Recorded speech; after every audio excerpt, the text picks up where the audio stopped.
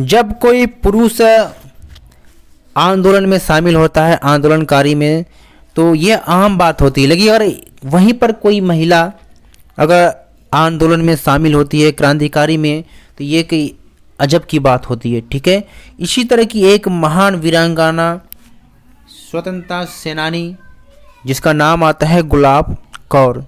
तो वीडियो को लास्ट तक जरूर देखें जिससे इनके जीवन के बारे में हम समझ पाएंगे। तो चलिए देखते हैं कि इनका योगदान क्या था।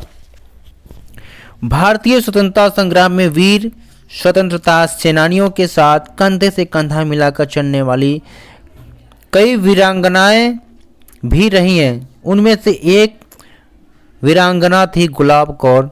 उन्हें स्वतंत्रता आंदोलन में सबसे महत्वपूर्ण महिला के रूप में माना जा सकता है क्योंकि उन्होंने विदेशों में भारतीय प्रवासियों को एकजुट किया और देश में आज़ादी के आंदोलन में शामिल होने के लिए तैयार किया था। वे लोगों से वापस अपनी मातृभूमि लौटकर आज़ादी की लड़ाई में शामिल होने की अपील करती थीं। उनका एक किस्सा आपको बताते हैं। ठीक है। हांगकांग में रोज प्रवासी भारतीयों की बैठकें होती थी जिनमें गदर पार्टी के नेता भाषण देते और आज़ादी की लड़ाई में शामिल होने की अपील करते। भाषणों के बाद एक महिला उठती, सुरीले व जोशीले स्वर में गदर की गूंज कविता की पंक्तियां पढ़ती।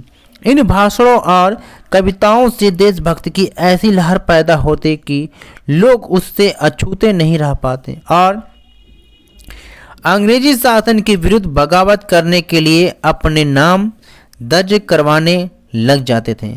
कोई दुविधा में दिखता तो वह महिला बाएं हाथ की चूड़ियां उतारकर आवाज़ लगाती।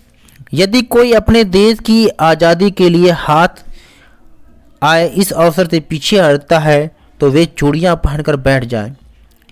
हम महिलाएं उनके स्थान पर लड़ेंगी। इस उद्बोधन से हिंदुस्तानियों में दोगुना जोश भर जाता है। यानी आंदोलन में शामिल होने के लिए जब उनके पति ने मना किया तो गुलाब कौर ने देशभक्ति को चुना और पति को छोड़कर देश की आज़ादी के आंदोलन में निकल पड़ी। वे बहुत दिलेर और साहसी थीं और चतुराई से अक्सर पुलिस को चकमा दे देती थीं। इससे वे गिरफ्तारी से बच जाती और अपनी पार्टी के सदस्यों को भी बचा लेती थीं। आखिरकार एक दिन बीबी गुलाब कौर को पुलिस ने गिरफ्तार कर लिया। उनके खिलाफ राजद्रोह का मामला चला और 2 साल की कड़ी सजा सुनाई गई। उन्हें लाहौर की जेल में डाल दिया गया। जेल में भी उन्होंने अन्य कैदियों के साथ मिलकर फिर से न्याय के लिए आवाज़ उठाई। इससे जेल के अधिकारी आग बबूला हो गए। उनके साथ अमानवीय व्यवहार किया गया और उन्हें अनेक यातनाएं दी गई। उन्होंने समय समय पर अनेक मुसीबतों का सामना किया और यातनाएं सही। वे चाहती तो अपने पति के साथ आरामदायक जीवन व्यतीत कर सकती थी, परंतु देश के हित के लिए उन्होंने लोगों का एकजुट होना जरूरी माना और उसमें अपना योगदान देना जरूरी समझा। उन्होंने नहीं सोचा कि मैं एक महिला क्या करूंगी, कहाँ जाऊंगी, कैसे रहूंगी।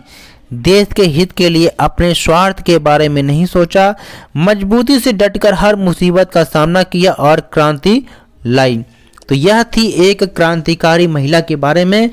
वीडियो अगर पसंद आए तो वीडियो को लाइक करना, दोस्तों के साथ शेयर करना और एक इसी तरह क्रांतिकारियों के बारे में जानने के लिए चैनल को सब्सक्राइब जरूर करना दोस्तों।